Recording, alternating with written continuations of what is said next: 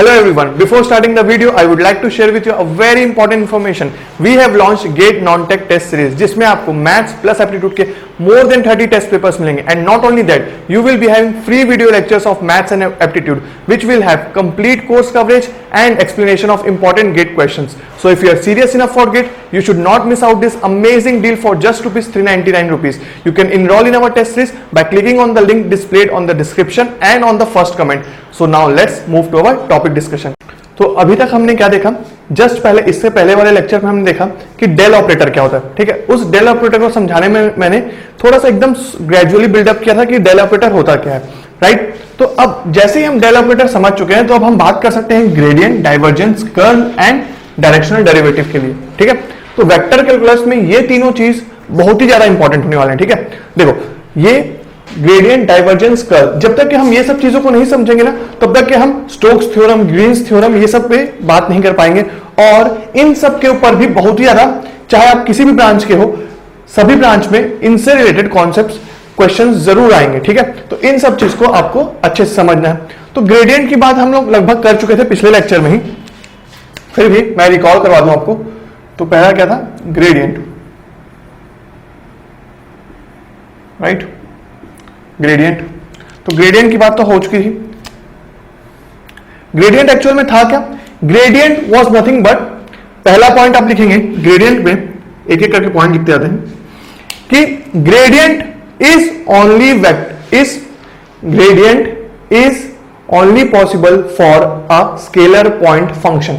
ठीक है, ग्रेडियंट हम किसका निकालते हैं, सिर्फ और सिर्फ स्केलर पॉइंट फंक्शन का ही निकालते हैं. ठीक है, gradient is only applicable for scalar point function. This was the first point, right? Scalar point function मतलब कि क्या, suppose for example मैं एक लेता हूं scalar point function phi x y z is equal to c. ये है scalar point function. ठीक है, तो ये था हमारा पहला पॉइंट कि gradient is only applicable for scalar point function. Next example में नेक्स्ट पॉइंट लिखूंगा मैं. ठीक है, पॉइंट मैं डिक्टेट कर रहा हूं, आप लिखते जाएंगे कॉपी में ये सब चीज. ठीक है, नेक्स्ट थिंग इज दैट ये है scalar point function. Right, del operator क्या था, डेल ऑपरेटर था एक वेक्टर. राइट, डेल ऑपरेटर था वेक्टर. आपको याद ना हो तो मैं एक बार फिर से लिख देता हूं डेल ऑपरेटर क्या है. ये है del operator.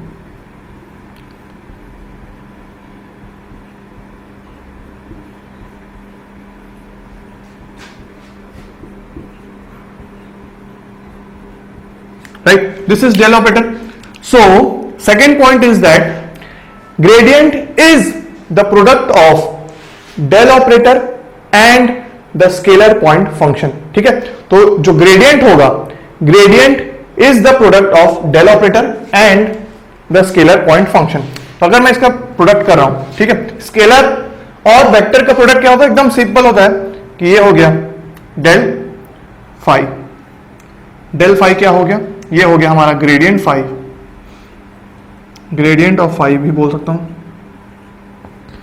Is equal to क्या होगा, product del phi by del x I cap plus del phi by del Y J cap plus del phi upon del Z के cap.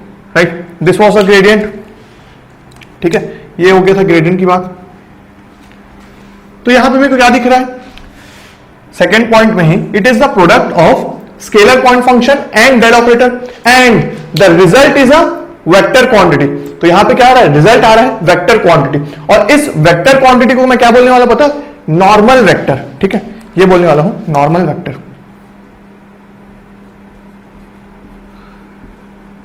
Normal vector, normal vector मतलब कि क्या, कि किसी भी surface का, ये क्या होगा, एक सरफेस को डिनोट करेगा, ये जो फंक्शन है एक किसी सरफेस या कर्व को डिनोट करेगा. तो उस सरफेस या कर्व का अगर मुझे परपेंडिकुलर वेक्टर बताना हो तो मैं क्या लेने वाला हूं, ग्रेडियंट लेने वाला हूं. ठीक है, तो यहां पे अभी तक हमने क्या सीखा कि देखो, अगर मेरे पास दो वेक्टर्स हैं, अगर मेरे पास दो वेक्टर्स हैं ए एंड बी, और अगर मुझे बोला जाए कि कोई ऐसा वेक्टर बताओ जो इस ए एंड बी दोनों से परपेंडिकुलर हो, तो आप क्या करोगे, सिंपल सा क्रॉस प्रोडक्ट ले लोगे. राइट, हमने क्वेश्चंस भी किया था. जब वो हो गया, अब अगर मैं बोलूं कि अगर मेरे पास एक सरफेस है जो डिनोटेड है किससे, एक स्केलर पॉइंट फंक्शन से, और अगर मुझे बोला जाए कि मुझे एक वेक्टर बताओ जो परपेंडिकुलर हो इस सरफेस से, तो मैं क्या करूंगा, सिंपल से ग्रेडियंट ले लूंगा, ठीक है, तो मेरे पास क्या आ जाएगा, नॉर्मल वेक्टर आ जाएगा। ये बात तक सिंपल था हमारा। अब नॉर्मल वेक्टर में भी हमने क्या क्या बात किया था, यहां पे मैं पहले लिखूंगा फिजिकल सिग्निफिकेंस, ठीक है, यहां पे मैंने बात किया कि ग्रेडियंट होता क्या है, ठीक है, रिजल्ट की बात कर लिए कि रिजल्ट आता है वेक्टर क्वांटिटी, ठीक है। अब हम बात करेंगे ग्रेडियंट के फिजिकल सिग्निफिकेंस के बारे में, राइट, फिजिकल सिग्निफिकेंस। तो फिजिकल सिग्निफिकेंस क्या होने वाला है, पहला चीज कि अगर मुझे किसी सरफेस का परपेंडिकुलर वेक्टर बताना है तो मैं डायरेक्टली निकाल सकता हूं। फर्स्ट पॉइंट इज दिस कि this is normal vector is equal to gradient of phi, मतलब कि ग्रेड फाई, मतलब कि क्या, डेल फाई, ठीक है, where del is a scalar point function and del is a vector quantity. Next thing is that कि अगर ये क्या था, नॉर्मल वेक्टर, अब किसी भी एक सरफेस है, ये सरफेस है, ठीक है, इस पॉइंट पे अगर मुझे इस पॉइंट पे इस वेक्टर से मुझे क्या मिलेगा, नॉर्मल वेक्टर, ये, ठीक है। तो इस सरफेस का इस पॉइंट पे परपेंडिकुलर वेक्टर ये हो गया, और ये जो नॉर्मल वेक्टर होता है ना, यही बताता है डायरेक्शन ऑफ सरफेस, ठीक है, डायरेक्शन ऑफ कर्व। तो नॉर्मल वेक्टर हमें क्या बताएगा, डायरेक्शन ऑफ कर्व भी बताएगा। तो अगर मुझे डायरेक्शन की बात करनी हो तो मैं क्या बोलने वाला हूं, एन कैप, ठीक है। तो एन कैप क्या होने वाला है, del phi upon mod of del phi, ठीक है। तो डायरेक्शन ऑफ सरफेस की अगर बात करने लग गया मैं, तो मैं क्या करने वाला हूं, उसी नॉर्मल वेक्टर का क्या लूंगा, सिर्फ और सिर्फ डायरेक्शन, मतलब कि क्या, यूनिट वेक्टर, राइट। अब थर्ड थिंग क्या होगा, अगर मेरे पास दो वेक्टर्स हैं, क्या क्या, phi one X Y Z, ये सब हम बात पिछले डेल ऑपरेटर में भी किए हैं, ठीक है, फिर भी एक बार लिखना जरूरी है। तो फाई वन एक्स वाई ये हो गया, और दूसरा हो गया five x Y Z is equal to c. अगर ये दो सरफेसेस हैं मेरे पास, दोनों क्या है, स्केलर पॉइंट फंक्शंस है, और इनका अगर नॉर्मल, अगर मुझे इन दोनों सरफेस के बीच का एंगल बताना हो किसी भी पॉइंट में, तो मैं क्या करने वाला हूं, cos theta is equal to del phi one dot product of del phi two upon magnitude of del phi one फिर डेल फाई टू, ये, ठीक है। तो ये होने वाला था थर्ड पॉइंट। फोर्थ पॉइंट और इंपॉर्टेंट होने वाला है, अगर मैं यहां पे कहां पे लिखूं, फोर्थ पॉइंट, राइट, यहां पे लिखते हैं fourth point,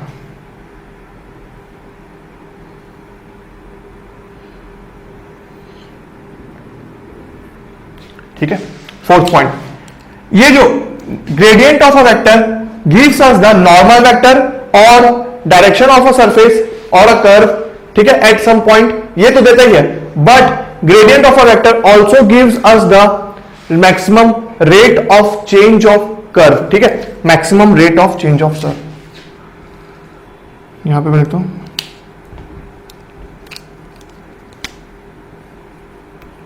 maximum rate of change, ठीक है। मैक्सिमम रेट ऑफ चेंज भी मुझे ग्रेडियंट ऑफ फाई दे देता है, ठीक है। तो ग्रेडियंट ऑफ फाई से फिजिकल सिग्निफिकेंस क्या हुआ, ये 4 पॉइंट हुआ, ये सब बात हुआ ग्रेडियंट का।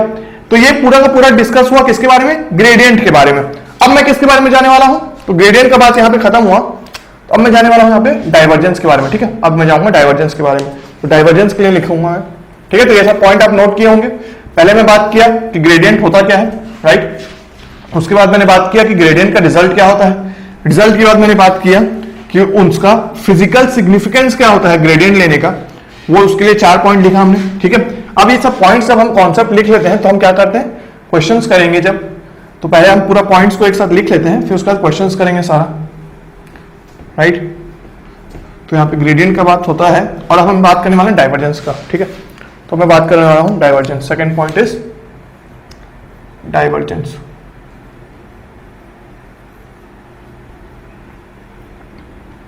ठीक है। ये जस्ट ग्रेडियंट का जैसा फ्लो गया था, जैसा ग्रेडियंट का फ्लो गया था उसी फ्लो में डाइवर्जेंस के बारे में डिस्कस करते हैं। तो पहले क्या बात किया था हमने कि ग्रेडियंट में जैसे मैंने बोला था कि it is only applicable for scalar point function, and similarly divergence is only applicable for vector quantity. तो फर्स्ट पॉइंट क्या होने वाला है, divergence is only applicable for vector quantity. This was the first point, right. Second point के बारे में बात करता हूं मैं। सेकंड पॉइंट क्या होने वाला है, it is the dot product of del operator and a vector quantity which results in a scalar quantity, right. एक बार फिर समझते हैं कि डाइवर्जेंस जो होने वाला है वो डॉट प्रोडक्ट होने वाला है किसी भी वेक्टर क्वांटिटी का, ठीक है। किसका किसका, देखो पहले मैंने क्या बोला, it is only applicable for vector quantity. तो अगर मैं एक वेक्टर क्वांटिटी लेता हूं ए ले लिया, A x I cap, A Y J cap और ए जेड के कैप, राइट। अब मैं क्या बोल रहा हूं, it is the dot product of del operator and this vector quantity. Dot product है ये इसका,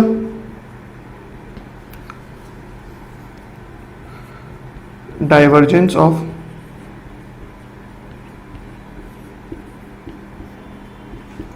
क्या है, डॉट प्रोडक्ट ऑफ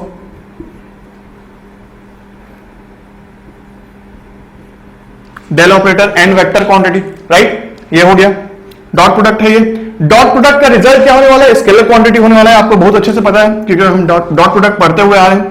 तो अब मैंने क्या बोला था कि डॉट प्रोडक्ट अगर मेरे को लेना है तो देखो इसी का डॉट प्रोडक्ट लेता हूं कि डेल जो था हमारा वो क्या था, del by del x I cap plus del by del Y J cap plus del by del Z के कैप। और ए क्या है, ए मेरे पास है A x I cap, A Y J cap और ए जेड के cap, right. अब अगर ये है तो डॉट प्रोडक्ट क्या होने वाला है, dot product is also called as inner product और स्केलर प्रोडक्ट। इनर प्रोडक्ट क्यों, क्योंकि आई का टर्म आई के साथ मल्टीप्लाई होगा, जे का टर्म जे के साथ और के का टर्म के के साथ होगा। तो हमारे पास जो स्केलर क्वांटिटी आने वाला है वो क्या आने वाला है,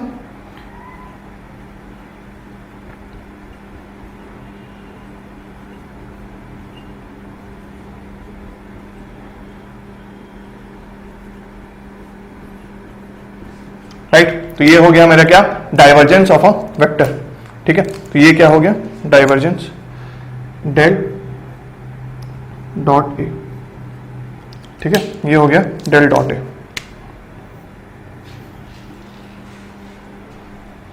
ठीक है। और इसका रिजल्ट क्या है मेरे पास, स्केलर क्वांटिटी आया, ठीक है। देखो कहीं भी आई जे के का टर्म नहीं है तो ये स्केलर क्वांटिटी आ गया। तो ये क्या हो गया, डाइवर्जेंस के बारे में बात हो गया। अब ये क्या हुआ, फ्लो हुआ। अब हम किसके बारे में बात करेंगे, इसके फिजिकल सिग्निफिकेंस के बारे में बात करने वाले हैं, ठीक है। तो मैं क्या बोलने वाला हूं, इसका फिजिकल सिग्निफिकेंस डाइवर्जेंस का।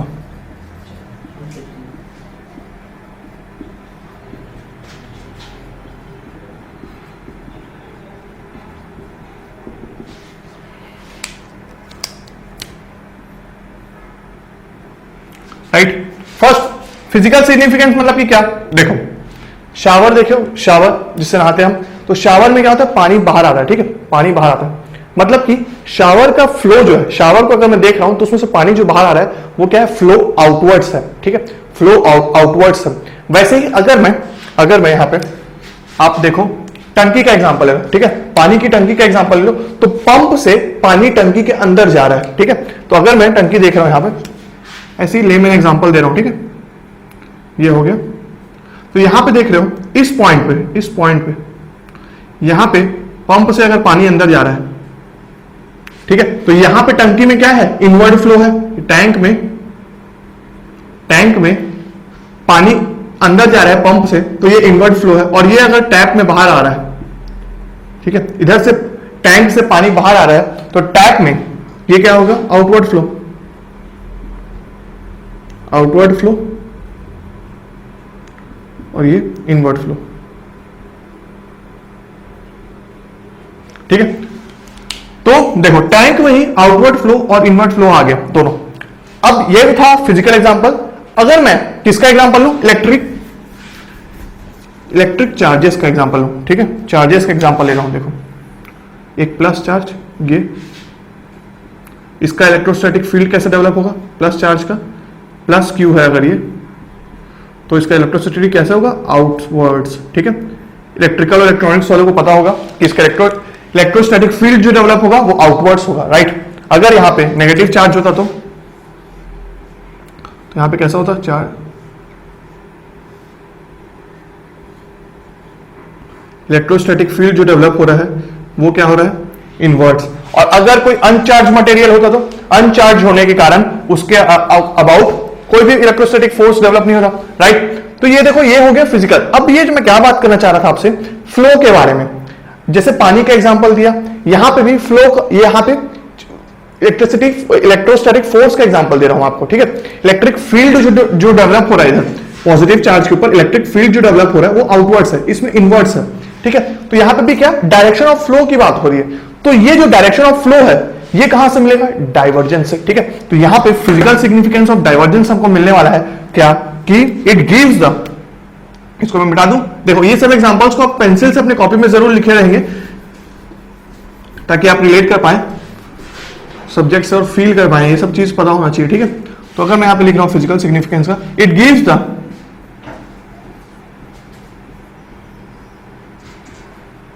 ठीक है, it gives the flow, direction of flow.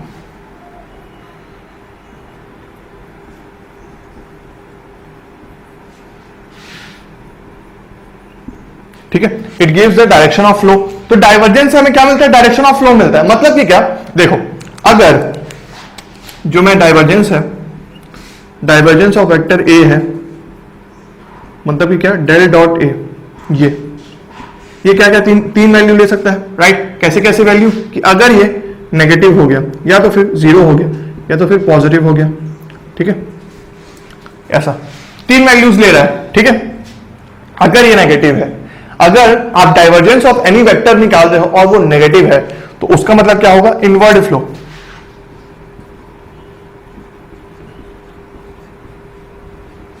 Zero का मतलब नो फ्लो,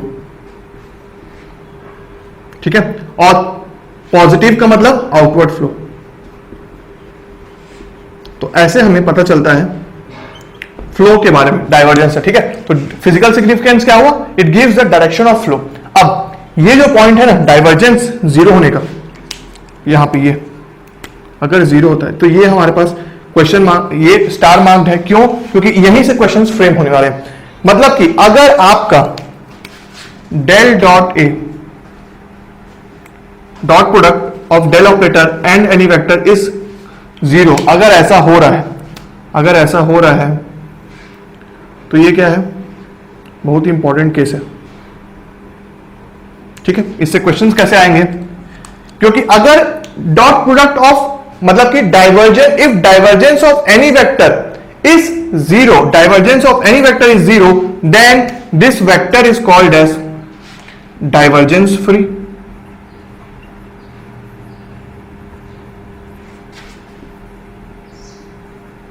सोलेनोइडल, या तो फिर सोलेनोइडल बोल सकते हो, या तो फिर क्या बोल सकते हो, इनकम्प्रेसिबल, ठीक है, इनकम्प्रेसिबल, ठीक है, इनकम्प्रेसिबल। मतलब कि क्या, अगर आपसे बोला जाए क्वेश्चन में कि बताओ जो गिवन वेक्टर है वो क्या सोलेनोइडल है, ठीक है, या तो फिर बोलेगा क्या वो वेक्टर डाइवर्जेंस फ्री है, तो मतलब कि क्या, या तो फिर अगर इनकम्प्रेसिबल बोल दिया तो आपको क्या समझना है कि बस मुझे डाइवर्जेंस ऑफ दैट वेक्टर निकालना है, मतलब कि क्या, डाइवर्जेंस ऑफ दिस वेक्टर निकालना है। और अगर जो स्केलर क्वांटिटी आई वो इक्वल टू जीरो हो गई तो मतलब कि क्या, वो वेक्टर जो होगा डाइवर्जेंस फ्री या तो सोलेनोइडल या इनकम्प्रेसिबल होगा, राइट। तो ये किसका बात हुआ, डाइवर्जेंस के बारे में बात हुआ, ये इसका फिजिकल सिग्निफिकेंस हुआ। और इससे हमको पता चला कि ये स्टार मार्क पॉइंट से हमसे क्वेश्चन पूछा जाएगा कि डाइवर्जेंस फ्री सोलेनोइडल या इनकम्प्रेसिबल वेक्टर है कि नहीं। उसको चेक करने का क्या तरीका, कि डॉट प्रोडक्ट हमारा आना चाहिए जीरो, ठीक है। तो ये बात हो गया किसका, डाइवर्जेंस के बारे में। अब हम बात करेंगे किसका, कर्ल के बारे में, राइट। अब कर्ल के बारे में बात करते हैं।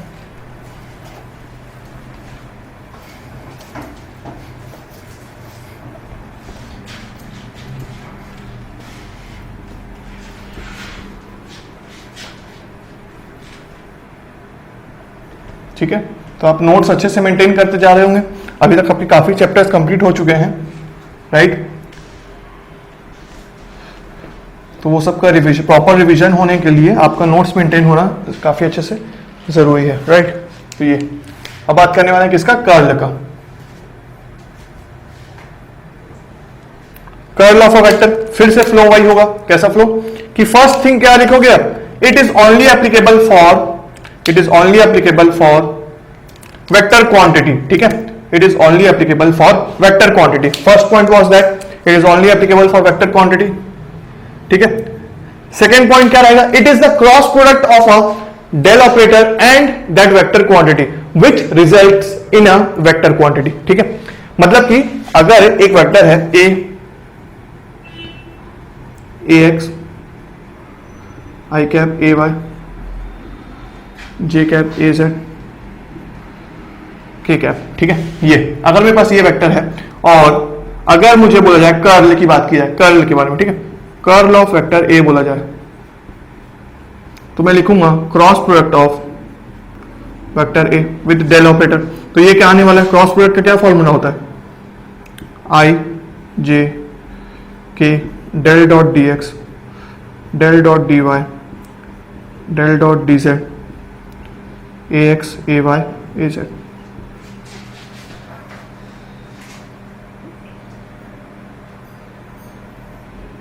ठीक है, ये होता है, राइट। ये आ गया आपका कर्ल ऑफ अ वेक्टर। अब इसको अगर मैं इस मैट्रिक्स का डिटरमिनेंट अगर जब मैं लूंगा तो इसका रिजल्ट क्या आने वाला है, वेक्टर क्वांटिटी आने वाला है। तो ठीक है, मतलब कि क्या आपका ग्रेडियंट में वेक्टर क्वांटिटी आएगा, डाइवर्जेंस में स्केलर क्वांटिटी आएगा और कर्ल से वेक्टर क्वांटिटी आएगा। तो आपको समझ में आ गया होगा कि जो एनएटी क्वेश्चंस होंगे, मतलब कि न्यूमेरिकल आंसर टाइप क्वेश्चंस होंगे जिसमें ऑप्शंस नहीं गिवन होंगे, क्वेश्चंस जिसमें ऑप्शंस नहीं होंगे क्वेश्चंस में, तो वैसे क्वेश्चन सिर्फ और सिर्फ आपके डाइवर्जेंस से आएंगे। क्यों डाइवर्जेंस से आएंगे, क्योंकि एनएटी क्वेश्चंस में आप स्केलर क्वांटिटी डाल सकते हो, पर वेक्टर क्वांटिटी के लिए आपको ऑप्शंस देना जरूरी है। आप आई जे के टर्म्स में आंसर नहीं लिख सकते, राइट। तो डाइवर्जेंस से हमको एनएटी टाइप के क्वेश्चंस फ्रेम किए जा सकते हैं, कर्ल और ग्रेडियंट से नहीं। पर इससे ऑप्शनल क्वेश्चंस, मतलब ऑप्शन बेस्ड एमसीक्यूज आ सकते हैं, राइट। तो ये हो गया कर्ल ऑफ अ वेक्टर, ठीक है, ये कर्ल ऑफ अ वेक्टर।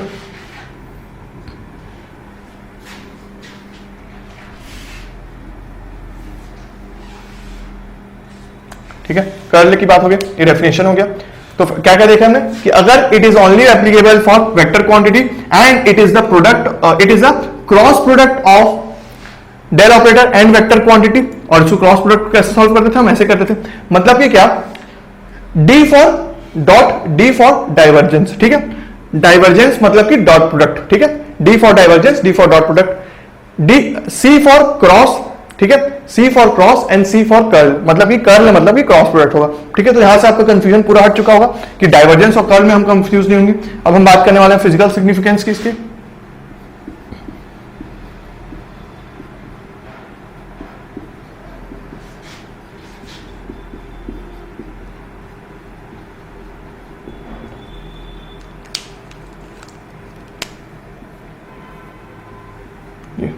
ठीक है, तो इसमें आप लिखने वाले हो it gives the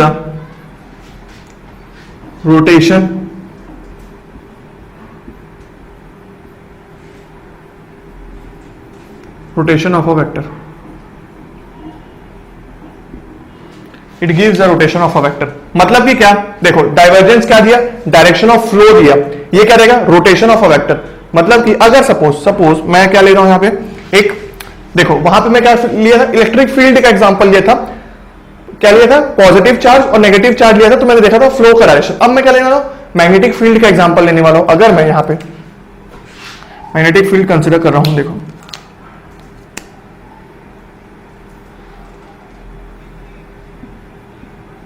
north pole south pole, तो यहां से मैग्नेटिक फील्ड कैसे आता है,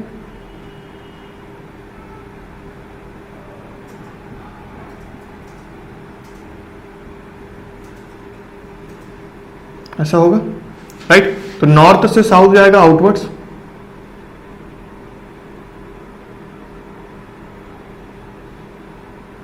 और साउथ से नॉर्थ जाएगा इनवर्ड्स, ठीक है, राइट। मतलब कि क्या, मैग्नेटिक फील्ड देखो, इलेक्ट्रिक फील्ड हमेशा स्ट्रेट लाइन रहती है, इलेक्ट्रिक फील्ड हमेशा आपको देखना ऐसे रहता है, ये इलेक्ट्रिक फील्ड ऐसे रहता है, ठीक है, इलेक्ट्रिक फील्ड। और ये देखो ये क्या है, मैग्नेटिक फील्ड। ये क्या हो रहा है, कर्ल हो रहा है, ठीक है, कर्ल हो रहा है, कर्ल हो रहा है, ठीक है। तो ये है मैग्नेटिक फील्ड।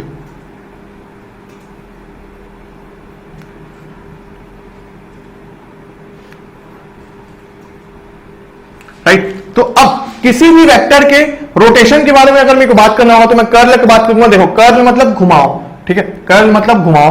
तो वैसे ही अगर, जैसे कि मैंने क्या बोला था कि अगर किसी वेक्टर का डाइवर्जेंस 0 आ गया तो उसको क्या बोला था मैं, डाइवर्जेंस फ्री या सोलेनोइडल या इनकंप्रेसिबल होगा। अगर किसी वेक्टर का कर्ल 0 आ गया, तो अगर मैं बोल रहा हूं curl is equal to 0, curl of A मतलब कि del cross A equal to 0 आ गया, अगर ऐसा आ गया मेरे पास, तो ये भी होगा स्टार मार्क क्वेश्चन, ठीक है। तो ये कैसे होना, स्टार मतलब कि क्या, अब अगर ऐसा केस हुआ तो मैं क्या बोलने वाला, उस वेक्टर को मैं बोलने वाला हूं इररोटेशनल।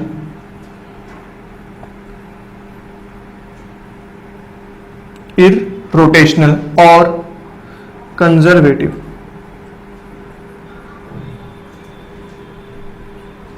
ठीक है, उस वेक्टर को मैं बोलने वाला हूं इररोटेशनल और कंजर्वेटिव। राइट, अब देखो electric field are always in straight lines, मतलब कि क्या, अगर इलेक्ट्रिक फील्ड का कर्ल ले लेता हूं तो वो क्या आने वाला, इक्वल टू 0 आने वाला है। तो मैं क्या ये बोल सकता हूं, मेरा पेंसिल से ही आप देखो ये सब चीज ना इलेक्ट्रिकल और इलेक्ट्रॉनिक्स वाले आप ईएमटी में, इलेक्ट्रोमैग्नेटिक फील्ड थ्योरी में पढ़ोगे अच्छे से। पर बाकी ब्रांच वाले भी अगर आप पेंसिल से ऐसे कॉमन रेफरेंस के लिए लिखना चाहो तो लिख सकते हो साइड में कि इलेक्ट्रिक फील्ड इज इररोटेशनल, ठीक है, इलेक्ट्रिक फील्ड इज इररोटेशनल और कंजर्वेटिव। राइट, मैग्नेटिक फील्ड के बारे में क्या लिखोगे, मैग्नेटिक फील्ड देखो कर्ल हो रहा है तो इसमें क्या लिख सकते हो, इट इज डाइवर्जेंस फ्री और सोलेनोइडल और इनकंप्रेसिबल। राइट, तो इलेक्ट्रिक फील्ड का कर्ल 0 आता है, मैग्नेटिक फील्ड का डाइवर्जेंस 0 आता है, ठीक है। क्या बोला मैं, इलेक्ट्रिक फील्ड का कर्ल 0 आता है, तो इलेक्ट्रिक फील्ड को मैं क्या बोलता हूं, इररोटेशनल और कंजर्वेटिव बोलता हूं। मैग्नेटिक फील्ड का डाइवर्जेंस 0 आता है, इसलिए मैं उसको बोलता हूं डाइवर्जेंस फ्री या सोलेनोइडल या तो फिर क्या आपका इनकंप्रेसिबल। राइट, तो ये हो गया physical significance of curl. Right, तो यहां पे कर्ल की बात हो गई, ठीक है। अब डायरेक्शनल डेरिवेटिव की बात बची है हमारी, तो उसमें जाने से पहले मैं कुछ की पॉइंट डिस्कस करना चाहूंगा आपसे, बहुत ही इंपॉर्टेंट की पॉइंट इसी डाइवर्जेंस, कर्ल और ग्रेडियंट के बारे में, ठीक है।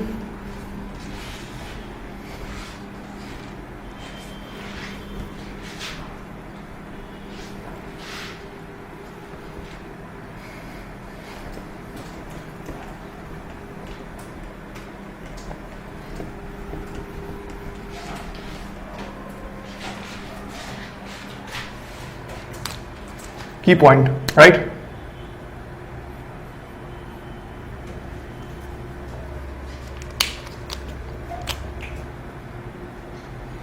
अलग अलग पेन्स यूज इसलिए करता हूं मैं ताकि आपको भी पढ़ने में मजा आए, इसलिए आपको नोट्स भी वैसे ही मेंटेन करना है ताकि आपको, आप नोट्स जब बना लें तो आपको भी पढ़ने में मजा आए, ठीक है। वापस एक बार में रिवीजन हो जाए, ऐसे नोट्स बनाओ कि आपको फोटो कॉपी करवाने का मन करे, ठीक है उसका। राइट, तो ये हो गया की पॉइंट्स।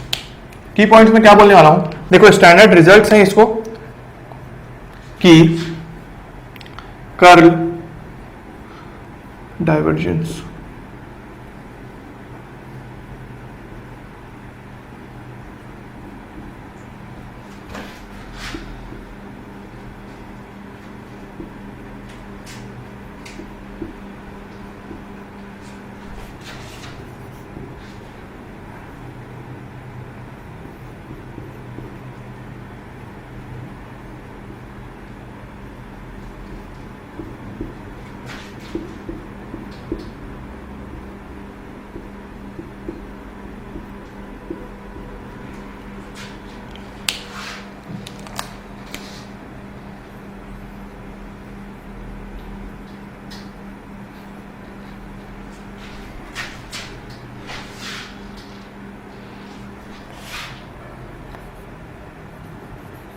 राइट, ऑलवेज की स्पेलिंग गलत है क्या, नहीं ठीक तो राइट है। हाँ तो देखो छोड़ो उसको, ये देखो इधर दो पॉइंट देखो कि कर्ल, ये जो की पॉइंट है ये आपका, हम इसके डेरिवेशन में नहीं जाएंगे पर इससे आपको डायरेक्ट क्वेश्चन देखे जाएंगे, राइट। इसका रिजल्ट आपको याद रखना है कि अगर आप किसी भी स्केलर पॉइंट फंक्शन का ग्रेडियंट लेते हो, मतलब कि क्या, आपका स्केलर पॉइंट फंक्शन का ग्रेडियंट लेने से आपके पास क्या है, नॉर्मल वेक्टर आया, उस नॉर्मल वेक्टर का अगर आप कर्ल ले रहे हो, उस नॉर्मल वेक्टर का अगर आप कर्ल ले रहे हो तो वो डेफिनेटली इक्वल टू 0 आएगा, आपको कुछ निकालने की जरूरत नहीं है, ठीक है। तो ये क्वेश्चन होगा कि अगर कर्ल मतलब curl of a gradient of a vector 5 is equal to 0, अगर आप किसी वेक्टर का कर्ल लिए, किसी वेक्टर का कर्ल लिए, आपका रिजल्ट आया वेक्टर क्वांटिटी, और उसके बाद उस वेक्टर क्वांटिटी का आप डाइवर्जेंस लेते हो तो वो डेफिनेटली इक्वल टू 0 आएगा, ठीक है। तो ये दोनों चीज आपका फॉरएवर के लिए है। इससे क्वेश्चन पूछे जाते हैं, 1 मार्क के डायरेक्ट बेस्ड क्वेश्चन आएंगे, बहुत जगह यूज होगा इसका, राइट। तो आप इसको याद रखेंगे, कैसे याद रखेंगे, देखो curl of a gradient C G D C, right, C G D C, C G and D C is equal to 0, right. तो del cross del phi is 0, del dot del cross phi A is equal to 0, always, हमेशा के लिए। मैं ऐसा भी बोल सकता हूं क्या कि the gradient of a scalar point function, the gradient of a scalar point function is what, conservative और इररोटेशनल। बोल सकता हूं कि नहीं बोल सकता हूं, देखो आप लिख सकते हो यहां पे पेंसिल से, अपने इन्हीं दो पॉइंट के नीचे लिख सकते हो, the gradient of a scalar point function is irrotational और कंजर्वेटिव। वैसे ही सेकेंड पॉइंट में क्या लिख सकता हूं, curl of a vector, curl of a vector is solenoidal, और व्हाट, डाइवर्जेंस फ्री और इनकंप्रेसिबल। बोल सकता हूं कि नहीं, देखो कर्ल ऑफ अ वेक्टर का डाइवर्जेंस ले रहा हूं तो 0 आ रहा है, राइट है। ये इसको पूरा अगर मैं वेक्टर ले लिया और किसी भी वेक्टर का डाइवर्जेंस अगर 0 आता है तो हम क्या बोलते हैं, सोलेनॉइडल बोलते हैं। वैसे ही किसी भी वेक्टर का अगर ग्रेडियंट कर्ल 0 आता है तो उसको हम क्या बोलते हैं, इररोटेशनल वेक्टर बोलते हैं, ठीक है। तो ये चीज, तो आपने क्या लिखा होगा यहां पे, gradient of a scalar point function, sorry, gradient of a scalar point function is irrotational and curl of a vector is solenoidal, ठीक है। 2 पॉइंट हो गया। अब एक और चीज देखते हैं, देखो अगर मैं ये बोल रहा हूं curl of any vector is equal to 0, मतलब कि del cross A is equal to 0 आ गया, डेल क्रॉस ए अगर इक्वल टू 0 आ गया तो क्या मैं बोल सकता हूं, if the curl of any vector is 0 then I can define a scalar point function which completely describes this vector. मतलब कि अगर ये वेक्टर है ए जिसका कर्ल आ रहा है 0, तो क्या मैं एक ऐसा स्केलर पॉइंट फंक्शन डिस्क्राइब कर सकता हूं, ऐसा स्केलर पॉइंट फंक्शन बना सकता हूं जो पूरा का पूरा इस वेक्टर ए को डिस्क्राइब कर दे। कैसे कि देखो del cross A is equal to 0, suppose एक ऐसा वेक्टर बना दिया A is equal to del 5, ठीक है, डेल 5 कर दिया तो देखो A is equal to del 5, अब क्या कर रहा हूं, del cross del 5 is equal to 0, मतलब कि किसी भी वेक्टर का अगर कर्ल 0 आ रहा है तो मैं एक ऐसा स्केलर पॉइंट फंक्शन डिस्क्राइब कर सकता हूं 5 जो उस पूरे वेक्टर को डिस्क्राइब कर दे। वैसे ही इस केस के लिए भी क्या लिख सकता हूं मैं, अगर divergence of any vector is equal to 0, divergence of any vector is equal to 0, तो मैं एक ऐसा वेक्टर डिफाइन कर सकता हूं जो उस वेक्टर को कंप्लीटली डिस्क्राइब कर दे। कैसे डिस्क्राइब करेगा कि एक वेक्टर लूंगा बी जो किसके इक्वल होगा, डेल क्रॉस बी, ठीक है, डेल क्रॉस बी लिया, ए कर लिया, तो एक ऐसा वेक्टर बना सकता हूं मैं जो इस वेक्टर को डिफाइन कर सकता है। तो उससे होगा क्या, del dot del cross B is equal to definitely equal to 0 हो गया ना। तो मतलब इसी स्टेटमेंट को मैं थोड़ा सा घुमा फिरा के बोल रहा हूं, क्योंकि ऐसे 1 मार्क के क्वेश्चन आपको आईईएस में, गेट में भी बहुत ही कम, पर आईईएस में जनरली देखा पूछा जाएगा कि अगर आपका vector curl of any vector is equal to 0, तो आप एक ऐसा स्केलर पॉइंट फंक्शन डिफाइन कर सकते हो जो इस पूरे इस वेक्टर को डिफाइन कर दे, ठीक है। वैसे ही इसके लिए, ठीक है। तो और मैंने क्या बोला था, electric field is what, irrotational and magnetic field is divergence free. तो मतलब कि इलेक्ट्रिक फील्ड के लिए, इलेक्ट्रिक फील्ड क्या है, इरोटेशनल है, तो इलेक्ट्रिक फील्ड के लिए मैं एक वेक्टर पॉइंट फंक्शन, ठीक है, इलेक्ट्रिक फील्ड का है, हाँ इरोटेशनल है, तो इलेक्ट्रिक फील्ड के लिए मैं एक स्केलर पॉइंट फंक्शन डिफाइन बना सकता हूं जो पूरा का पूरा इलेक्ट्रिक फील्ड को डिस्क्राइब कर दे।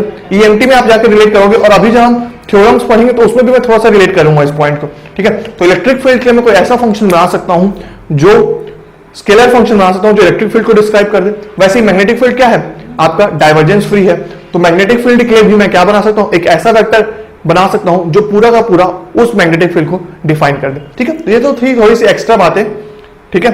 इनके लिए मैं कुछ पॉइंट्स बोला, इनके लिए कुछ पॉइंट्स बोला, राइट। तो आप पेंसिल से नोट कर लिए होंगे। थर्ड पॉइंट पे चलता हूं मैं, राइट। थर्ड पॉइंट, अगर मैं ले रहा हूं divergence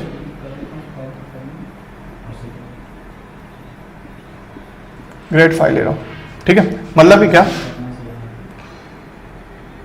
del dot del phi ले रहा हूं, तो ये किसके इक्वल आ रहा है, डेल क्रॉस फाई,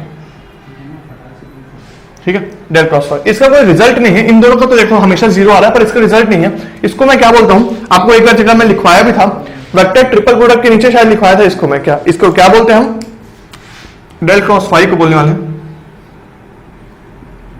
लैप्लस, ठीक है, लैप्लस। मतलब कि अब अगर ये इसको अगर मैं देखो, ये क्या है, ग्रेडियंट, ग्रेडियंट का रिजल्ट वेक्टर, वेक्टर का डाइवर्जेंस क्या आने वाला है, स्केलर आने वाला है, ठीक है। तो स्केलर अगर इसको मैं लिखूं, डेल क्रॉस फाई क्या होता है, लैप्लास इक्वेशन होता क्या है, तो डेल क्रॉस फाई आपका आने वाला है डेल स्क्वायर फाई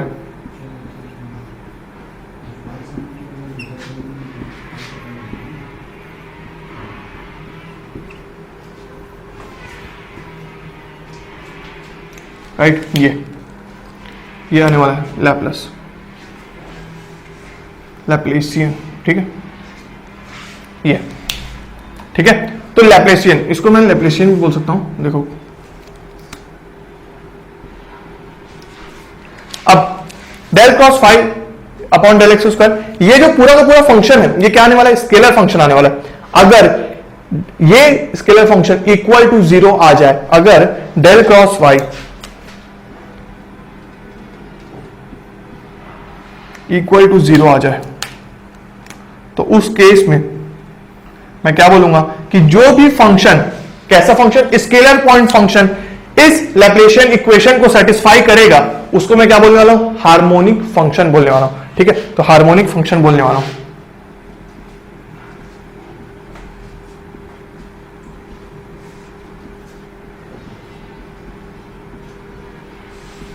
ये हार्मोनिक फंक्शन, राइट। तो वो होने वाला है हार्मोनिक फंक्शन, राइट। तो डेल स्क्वायर फाइव, कोई भी स्केलर पॉइंट फंक्शन का अगर मैं लैप्लेशियन ले रहा हूं और वो इक्वल टू जीरो आया, तो उस फंक्शन को मैं क्या बोलूंगा, हार्मोनिक फंक्शन बोलूंगा। तो ये कुछ की पॉइंट के बारे में बात किया, मैं 3 पॉइंट के बारे में डिस्कस किया, जिसमें से ये दोनों चीज बहुत ही ज्यादा इंपॉर्टेंट होने वाला है रिजल्ट पॉइंट ऑफ व्यू से। अब मैं किस में जाऊंगा, अब मैं जाऊंगा डायरेक्शनल डेरिवेटिव के, ठीक है। अब हम बात करने वाले हैं डायरेक्शनल डेरिवेटिव के बारे में, ठीक है। इस टॉपिक से बहुत सारे क्वेश्चंस मिलेंगे आपको,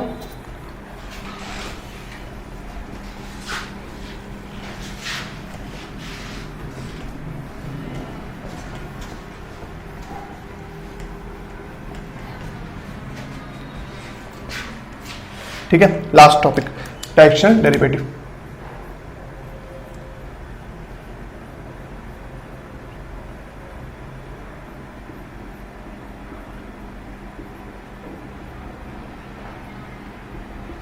राइट, देखो डायरेक्शनल डेरिवेटिव को ना मैं आपको बिना पढ़ाई ही पढ़ा चुका हूं। देखो कैसे पढ़ा चुका हूं, देखो अगर मैं एक कर्व लेता हूं, ठीक है, ये कर्व, ठीक है, ये कोई रैंडम सा कर्व है, रैंडम सा कर्व है, ठीक है। ये किसको रिप्रेजेंट करेगा, देखो इस कर्व को मैं किससे रिप्रेजेंट कर रहा हूं, मैं इसको रिप्रेजेंट कर रहा हूं फाइव स्केलर पॉइंट फंक्शन से, ठीक है। ये कर्व है, रैंडम सा कर्व है, स्केलर पॉइंट फंक्शन से रिप्रेजेंट कर रहा हूं। अब यहां पे सपोज एक पॉइंट P है, यहां पे क्या है, पॉइंट P। अब इस पॉइंट P में अगर मैं टेंजेंट बना रहा हूं, इस पॉइंट में क्या बनाया, मैं टेंजेंट बनाया। अगर मुझे इस कर्व का परपेंडिकुलर वेक्टर बताना होगा इस पॉइंट पे, तो मैं क्या करूंगा, ग्रेडियंट लूंगा, ठीक है, ये बहुत अच्छे से पता है आपको कि ग्रेडियंट लूंगा तो ये आ गया डेल फाई, करेक्ट है। तो इस कर्व का ग्रेडियंट मुझे क्या देगा, नॉर्मल वेक्टर देगा इस कर्व का eight point P.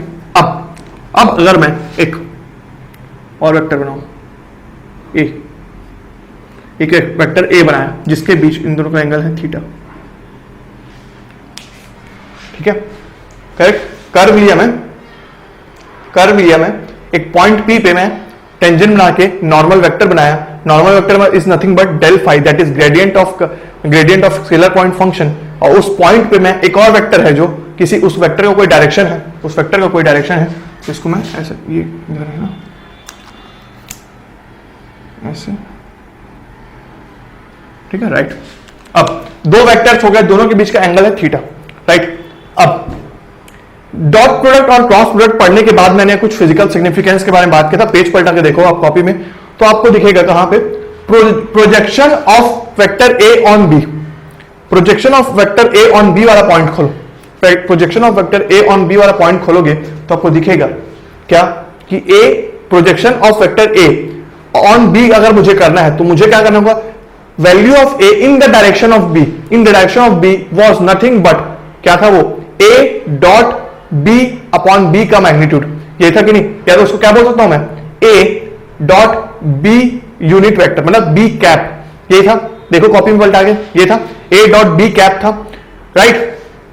Directional derivative भी कुछ नहीं बल्कि बस यही है, मतलब कि अगर मैं बेसिक लैंग्वेज में बताऊं आपको तो डायरेक्शनल डेरिवेटिव के बारे में बात करूं तो यहां पे लिखता हूं directional derivative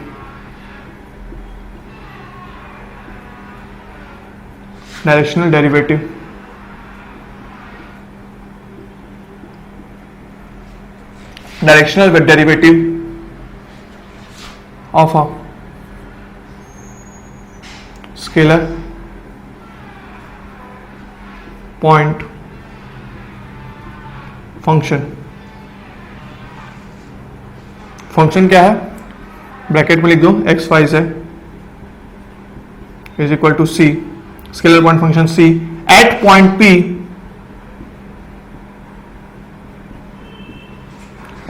P, in the direction, ठीक है, एट पॉइंट पी, या फिर मैं इसको लिखता हूं ऐसे, डायरेक्शनल प्रोडक्ट, पहले मैं आपको समझा रहा था प्रोजेक्शन के बारे में, right.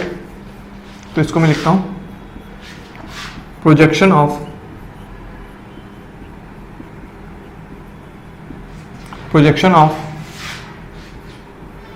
Del phi in the direction of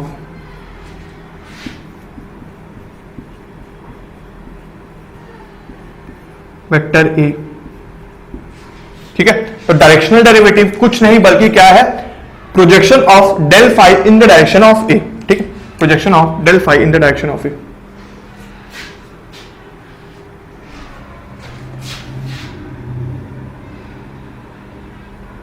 इन लोगों को अभी रोको, अभी और बात करते हैं इसके बारे में। अगर मैं प्रोजेक्शन की बात कर ही रहा हूं तो इसका डेफिनेशन क्या होने वाला है, डायरेक्शनल डेरिवेटिव का फॉर्मूला होने वाला है डायरेक्शनल डेरिवेटिव। अब मैं लिख रहा हूं पूरा point, directional derivative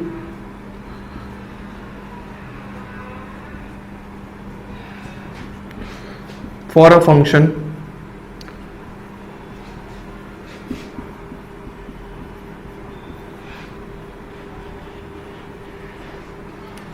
phi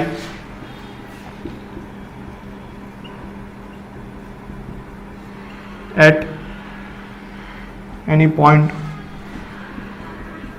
P, at any point P in the direction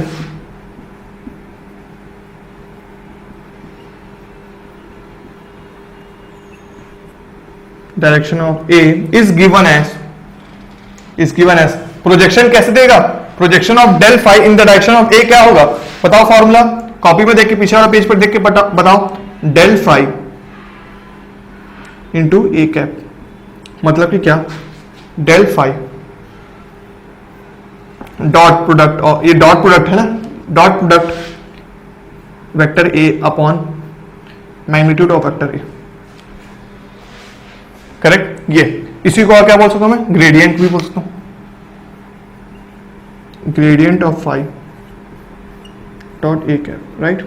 तो मतलब कोई भी वेक्टर अगर आपके पास गिवन है और उसके डायरेक्शन में अगर आपको डायरेक्शनल डेरिवेटिव बताना है तो आप क्या करने वाला हो, ये करने वाला, ग्रेडियंट लोगे उस फंक्शन का, स्केलर पॉइंट फंक्शन का, तो आपको नॉर्मल वेक्टर मिलेगा। नॉर्मल वेक्टर मिलने के बाद आप उस डायरेक्शन में नॉर्मल वेक्टर को अगर उस वेक्टर के डायरेक्शन में प्रोजेक्ट कर दिया तो आपको क्या मिल जाएगा, डायरेक्शनल डेरिवेटिव मिल जाएगा। ठीक है, तो ये था फॉर्मूला डायरेक्शनल डेरिवेटिव का। अब ये तो हुआ बात। अब देखो डेल फाई क्या डिनोट करता है। डेल फाई, पहला मैंने क्या बोला, directional derivative is nothing but projection of del phi in the direction of A, vector A. अब डेल फाई ग्रेडियंट होता है, ग्रेडियंट में फिजिकल सिग्निफिकेंस क्या था, फोर्थ पॉइंट बताओ। फिजिकल सिग्निफिकेंस का फोर्थ पॉइंट क्या था कि del phi also tells us about the maximum rate of change, maximum rate of change. तो मैं क्या ये बोल सकता हूं कि डायरेक्शनल डेरिवेटिव जो होगा ना वो projection of del phi in the direction of A तो है ही, पर क्या मैं ये भी बोल सकता हूं कि directional derivative gives us the maximum rate of change of the curve, क्या है, curve gives us the maximum rate of change of curve in the direction of vector A। मतलब कि वेक्टर A के डायरेक्शन में अगर मुझे पूछा जाए कि rate of change of curve क्या है तो मैं क्या बोलूंगा, डायरेक्शनल डेरिवेटिव की बात करूंगा। और डायरेक्शनल डेरिवेटिव मतलब कि क्या, ये, ठीक है। तो I repeat, directional derivative gives us the rate of change of curve, rate of change of curve phi xyz is equal to c in the direction of vector A। ठीक है, तो वो होता है डायरेक्शनल डेरिवेटिव। तो वहां से हमको क्या बात हो गया कि इससे हमको क्या पता चलेगा, rate of change of function, ठीक है, फंक्शन बोलो, कर्व बोलो, जो भी बोलो, rate of change of function in the direction of vector ए अगर मुझे निकालना है तो मैं क्या करूंगा, डायरेक्शनल डेरिवेटिव की बात करूंगा। और उसका फॉर्मूला क्या होने वाला है, ये होने वाला है, जो कि हमको काफी ज्यादा यूज होने वाला है। तो यहां पे भी ये डायरेक्शनल डेरिवेटिव का भी बात पूरा होता है। ठीक है, डायरेक्शनल डेरिवेटिव। तो यहां पे मैंने बहुत सारा बात कर लिया, ग्रेडियंट के बारे में बात किया, सब कुछ किससे हो रहा है, डेल ऑपरेटर से हो रहा है। और डेल ऑपरेटर को इसलिए मैंने बताने में आराम से समझाया आपको कि इजिली ग्रेजुअली बिल्डअप किया, उसका फॉर्मूला लिखा, उसका यूनिट लिखा, सब कुछ मेंशन किया। अब डायरेक्शनल डेरिवेटिव देखो, डॉट प्रोडक्ट है यहां पे, तो डायरेक्शनल डेरिवेटिव क्या आने वाला है, डायरेक्शनल डेरिवेटिव आने वाला है मेरा स्केलर क्वांटिटी, डायरेक्शनल डेरिवेटिव मेरा स्केलर क्वांटिटी आने वाला है। ठीक है, वो हो गया। अब ये सारा बात हो गया इसका। अब हम किसके ऊपर जाने वाले पता है, इन्हीं के ऊपर पूरा क्वेश्चंस करने वाला है, ग्रेडियंट, डाइवर्जेंस, कर्व और डायरेक्शनल डेरिवेटिव के ऊपर सारा क्वेश्चंस करूंगा मैं। ठीक है, तो बोर्ड वाइप करूंगा, न्यूमेरिकल लिखूंगा और एक एक करके हम न्यूमेरिकल्स को शूट करेंगे। राइट, तो ये कॉन्सेप्ट आप अच्छे से लिखे होंगे। अब चलते हैं न्यूमेरिकल्स की ओर। चलिए, तो ये हमारे सामने फर्स्ट क्वेश्चन और सेकंड क्वेश्चन है। राइट, ठीक है, तो अभी तक हम सारे कॉन्सेप्ट्स को डील कर चुके हैं। अब हम बात करने हैं क्वेश्चंस के बारे में। तो देखो, a vector P is given, vector P given है, ये है हमारे पास वेक्टर P। राइट, क्वेश्चन को आप लिखेंगे पूरा अच्छे से। राइट, क्वेश्चन को लिख लिए होंगे। अब हमें बात करना है कि ये सोलेनॉइडल है कि इरोटेशनल है कि नहीं, दोनों के बारे में डिस्कस करना है कि सोलेनॉइडल और इरोटेशनल के बारे में। सोलेनॉइडल और इरोटेशनल क्या होता है आपको बहुत अच्छे से पता है। तो अगर मैं इस वेक्टर P का डाइवर्जेंस निकालता हूं, डेल डॉट P निकाल रहा हूं, तो क्या होने वाला है, तुरंत देखो Ax का टर्म डाइवर्जेंस कैसे निकालते हैं आपको पता है फॉर्मूला। राइट, डाइवर्जेंस का फॉर्मूला पता है, तो Ax कैप, ठीक है, मतलब कि ये Ax, Ay, Az, ये ना गेट में कभी कभार I कैप, J कैप और K कैप को भी रिप्लेस करने के लिए Ax, Ay, Az से भी वेक्टर से डिनोट कर देते हैं। राइट, इससे भी डिनोट कर सकते हैं। और यहां पे ये है उसके टर्म, कोफिशिएंट्स है I और J और K के। ठीक है, तो I वाला टर्म को क्या होने वाला था हमारा, ये होने वाला है, अगर आपको याद होगा तो इसका डिफरेंशिएशन करूंगा विद रिस्पेक्ट टू x। ठीक है, तो ये हो जाएगा 3x² y माइनस साइन को नहीं भूलना है, इसको डिफरेंशिएट करूंगा y के साथ तो ये आएगा 2yx² एंड इसको डिफरेंशिएट करूंगा विद रिस्पेक्ट टू z तो क्या आएगा -x² y is equal to 0। ठीक है, ये आ गया। तो ये डेल डॉट P मतलब divergence of vector P is 0, मतलब कि क्या, डेल डॉट P अगर 0 हो रहा है इसका मतलब कि क्या, वो वेक्टर क्या है, सोलेनॉइडल है, या तो फिर क्या बोल सकता हूं मैं, डाइवर्जेंस फ्री बोल सकता हूं, या तो फिर बोल सकता हूं क्या, इनकम्प्रेसिबल। ठीक है, सोलेनॉइडल। तो यहां पे देख रहा हूं मैं कि P सोलेनॉइडल, ये करेक्ट हो सकता है। P is irrotational but not solenoidal, तो ये तो पहले ही गलत हो गया। P is neither solenoidal, neither बोल दिया मतलब कि सोलेनॉइडल तो है, पर तो B हो सकता है। ठीक है, तो अभी तक A और D ऑप्शंस हो सकते हैं, B और सी एलिमिनेट हो चुका है, ठीक है। तो यहां पे मैं डाइवर्जेंस निकाला, कैसे निकाला देखो, ये वाले टर्म आई वाले टर्म आई के साथ जो टर्म था उसको x के साथ डिफरेंशिएट किया, इसको y के साथ डिफरेंशिएट किया, इसको z के साथ डिफरेंशिएट किया विद देयर प्रॉपर साइन। तो साइन को मत भूलिएगा, ठीक है, साइन को नहीं भूलेंगे। अब कर लेना पड़ेगा इस वेक्टर का, कर लेता हूं मैं, ठीक है। ये हो गया I cap J cap K cap, तो del by del X del by del Y del by del Z, right. तो ये क्या क्या टर्म आ रहा है, X cube Y minus x square Y square, ठीक है। माइनस साइन को नहीं भूलेंगे, minus x square Y Z, ठीक है। इसको अगर मैं कैलकुलेट कर रहा हूं तो आई तो टर्म के साथ क्या आने वाला है, आई के लिए निकालूंगा डिटरमिनेंट, तो क्या होगा del by del Y minus x square Y Z minus del by del Z minus x square Y square, ये होगा, ठीक है।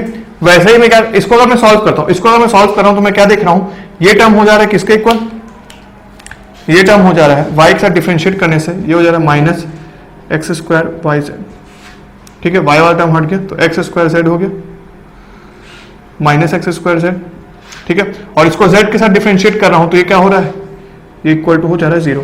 तो यहां पे मैं देख रहा हूं कि i का टर्म क्या हो रहा है, यहाँ पे i minus x square z आ रहा है। तो जब अगर ऐसा टर्म है तो आप अगर k के लिए भी j के लिए भी निकालते हो या k के लिए भी निकालते हो तो कुछ भी हो जाए पर ये दोनों आपस में एक दूसरे को कैंसिल आउट नहीं करेंगे। इसका मतलब क्या, मेरे को j और k को निकालने की जरूरत ही नहीं है। क्यों, क्योंकि अगर ये क्या होता, इरोटेशनल होता तो कर्ल 0 होता, और कर्ल 0 होने के लिए ith टर्म, j का टर्म और k का टर्म तीनों टर्म 0 होने थे। पर यहां पे i का टर्म जैसे ही नॉन 0 आया तो मैं बाकी निकालने की जरूरत ही नहीं है, मैं डायरेक्टली बोल सकता हूं it is not equal to 0। क्यों, क्योंकि j का टर्म कुछ भी आए पर ये इसको इससे कैंसिल आउट नहीं करेगा, ठीक है। तो वेक्टर्स आपस में प्लस माइनस सब्ट्रैक्ट नहीं होते, राइट। तो ये हो गया। अब ये इक्वल नॉट इक्वल टू 0 आया, मतलब कि क्या हो गया, ये हो गया रोटेशनल, ठीक है। रोटेशनल मतलब कि इरोटेशनल नहीं है, नॉट इरोटेशनल लिखता हूं। नॉट इरोटेशनल मतलब कि क्या, पी सोलेनॉइडल नॉट इरोटेशनल मतलब कि क्या, ये ऑप्शन हो गया करेक्ट, ठीक है। तो ए करेक्ट हो गया और हो गया डी गलत। तो यहां पे ऑप्शन ए आ गया और पी कैसा निकला, सोलेनॉइडल निकला, नॉट एंड नॉट इरोटेशनल निकला। अब वैसे ही आपको यहां पे समझ में आ गया कि डाइवर्जेंस और कर्ल कैसे रहते हैं, राइट। डाइवर्जेंस सिंपल था, तो अब यहां पे एक वेक्टर दिया हुआ है माइनस बड़ा सा वेक्टर दिया, इसका आपको डाइवर्जेंस निकालना है। तो इसका आप डाइवर्जेंस निकालेंगे तो ये आपका क्या होने वाला है, होमवर्क, ये होने वाला है होमवर्क। दोनों ही क्वेश्चंस गेट में आए हुए हैं, दोनों के दोनों क्वेश्चंस गेट में आए हुए हैं। सोचो डाइवर्जेंस और कर्ल निकालने को क्वेश्चन आ रहा है तो आप काफी इजीली इसको सॉल्व कर सकते हो। इसको हमको छोड़ना नहीं है ऐसे क्वेश्चंस को, क्योंकि काफी इजीली कैलकुलेशन वाइज भी होते हैं और कॉन्सेप्ट वाइज भी काफी इजी होते हैं, ठीक है। तो डाइवर्जेंस वहां पे निकाला, क्या किया, डायरेक्टली इसको एक्स के साथ, वाई के साथ, जेड के साथ सबको डिफरेंशिएट किया, कर्ल निकाला, ये हो गया सॉल्व। अब चलते हैं हम थर्ड क्वेश्चन की ओर। चलिए अब हमारे सामने थर्ड और फोर्थ क्वेश्चन है, राइट। देखो थर्ड क्वेश्चन काफी इंटरेस्टिंग होने वाला है, फोर्थ क्वेश्चन उसका छोटा रूप है। फोर्थ क्वेश्चन आपके होमवर्क होने वाला है। थर्ड क्वेश्चन अगर आप समझ लेंगे तो काफी इजीली पड़ेगा आपको सॉल्व करना फोर्थ क्वेश्चन, ठीक है। तो थर्ड क्वेश्चन को सॉल्व करते हैं, जो गेट में आया हुआ क्वेश्चन है। देखो ये क्या दिया हुआ है, एक डायरेक्शनल डेरिवेटिव ऑफ फंक्शन, ठीक है। तो ये कैसा फंक्शन दिख रहा है मुझे, स्केलर पॉइंट फंक्शन दिख रहा है। Directional derivative of scalar point function at point P दिया हुआ है इन the direction of unit vector. ये बहुत इंपॉर्टेंट है कि यूनिट वेक्टर में बोला जा रहा है निकालने, at an angle of π/4 with y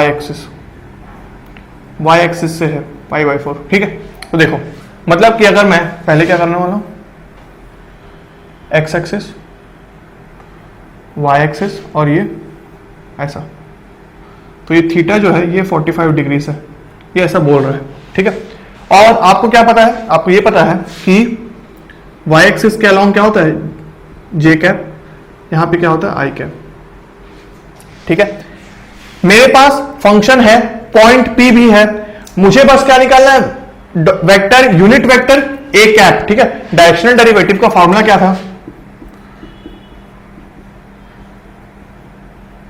grade phi की जगह मैं डायरेक्ट लिखता हूं del F dot A cap, ये था फॉर्मूला, करेक्ट। अब डेल एफ क्या करना है, देखो डेल एफ तो पहले डायरेक्टली निकाल सकते हैं। डेल एफ कैसे निकाल देंगे, डाइवर्जेंस ले लो इसका, ठीक है, सॉरी हाँ, ग्रेडियंट ले लो इसका। तो ग्रेडियंट कैसे लोगे,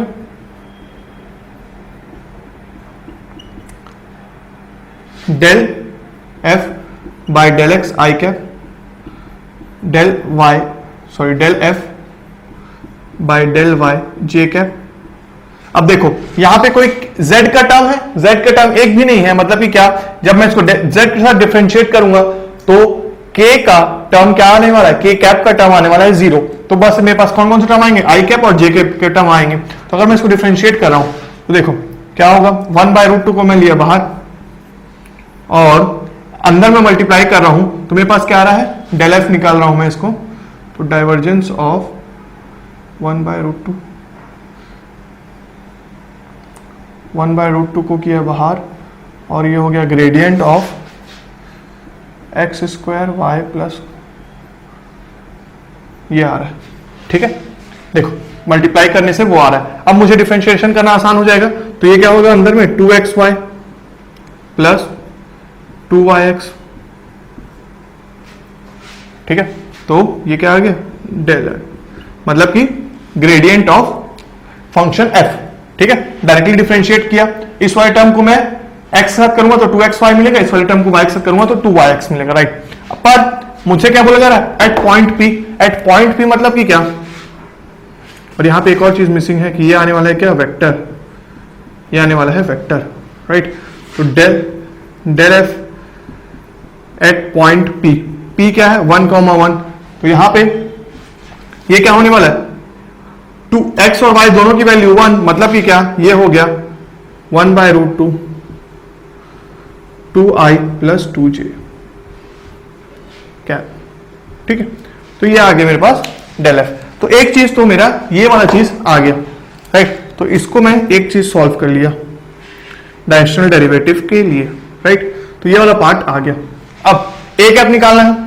ए कैप निकालने के लिए मुझे क्या बोला रहा है कि यूनिट वेक्टर है, तो हाँ हमें यूनिट वेक्टर ही चाहिए था।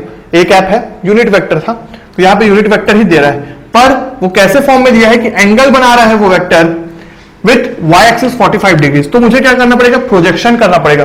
प्रोजेक्शन कैसे करूंगा, देखो किसी भी वेक्टर का लेंथ, किसी भी वेक्टर का लेंथ क्या होता है, उसका मैग्नीट्यूड, उसका मैग्नीट्यूड क्या है, यूनिटी, राइट। उसका मैग्नीट्यूड है यूनिटी, और आपको पता है 11th-12th वाले कॉन्सेप्ट से अगर मैं इसका प्रोजेक्शन करता हूं, देखो अगर ये यहां पे 45 है तो ये भी 45 हो गया, राइट। तो अगर मैं इसको ले रहा हूं बेस परपेंडिकुलर हाइपोटेनस, ठीक है। तो अब मैं ए कैप लिख रहा हूं, तो ए कैप क्या आ रहा है, cos 45 degree I cap plus sign 45 degree J cap. कैसे लिख दिया मैं इतनी जल्दी, देखो प्रोजेक्शन करना है।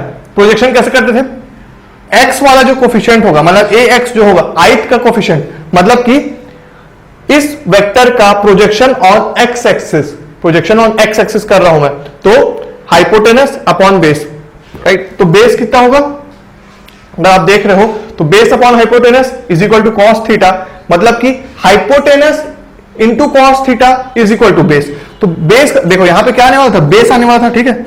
ये किसका, यहां पे b आने वाला था और यहां पे क्या आने वाला था, p आने वाला था, ठीक है। तो b is equal to what, h cos theta,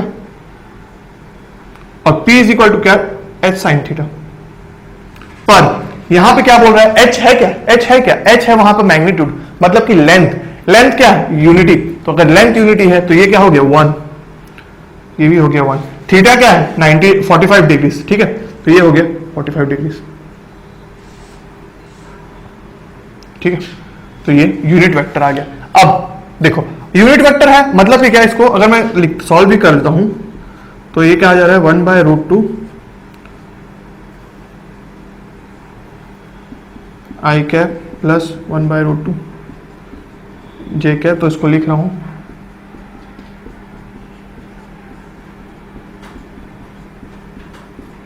right, ये आ गया। अब देखो ये भी आ गया मेरे पास। तो एक चीज यहाँ पे नोटिस करने वाली बात यह है कि ये क्या सच में यूनिट वेक्टर है? आप चेक कर लो, ax square plus ay square का अंडर रूट करूंगा तो 1 आना चाहिए, तब यूनिट वेक्टर होगा। ठीक है, तो 1/√2 का होल स्क्वायर प्लस 1/√2 का होल स्क्वायर अंडर रूट करने से 1 आएगा डेफिनेटली। तो यहां पे मैं ये बोल सकता हूं कि कॉस स्क्वायर, अगर यहां पे 45 डिग्रीज दिया हुआ है, थीटा के अलावा कोई और एंगल भी दिया होता है, अगर वो वाई एक्सिस 30 डिग्री बनाता, एक्स एक्सिस से 60 डिग्री बनाता है, कोई भी एंगल बनाता, तो cos square theta plus sine square theta, क्योंकि कोफिशिएंट क्या थे? Cos square theta sine square theta. ठीक है, मतलब कॉस थीटा साइन थीटा। तो जब मैं मैग्नीट्यूड निकालता तो कोई भी वेक्टर होता उसका मैग्नीट्यूड क्या आता? यूनिट वेक्टर ही आता। राइट, तो अगर कोई भी वेक्टर कुछ एंगल बना रहा है तो वो क्या होगा? यूनिट वेक्टर होगा। कैसे? क्योंकि मैं अगर इसको लिखता cos square theta plus sine square theta will always be 1। तो थीटा अगर चाहे कुछ भी हो, यहां पे थीटा क्या है? वो। राइट, तो वो हो जाएगा इक्वल टू 1। तो यहां पे चेक करने की भी जरूरत नहीं हुई कि कॉस 1/√2 लेने की जगह, तो ये डायरेक्टली क्या कर दिया मैं? Cos square theta plus sine square theta कर दिया। राइट, अब यहां पे एक वेक्टर आ गया, वो पॉइंट को भूल जाओ, अब फोकस करो हमारे क्वेश्चन पे। राइट, इस फोकस क्वेश्चन करते हैं कि ए कैप आ गया, डेल एफ आ गया। अब मुझे क्या करना है? डायरेक्टली डॉट प्रोडक्ट लेना है। डॉट प्रोडक्ट क्या करने वाला हूं? 1/√2 को मल्टीप्लाई कर दिया, पहले ही बाहर कर दिया, तो डायरेक्शनल डेरिवेटिव क्या आने वाला है? 1/2 आ गया। अब क्या टर्म होगा?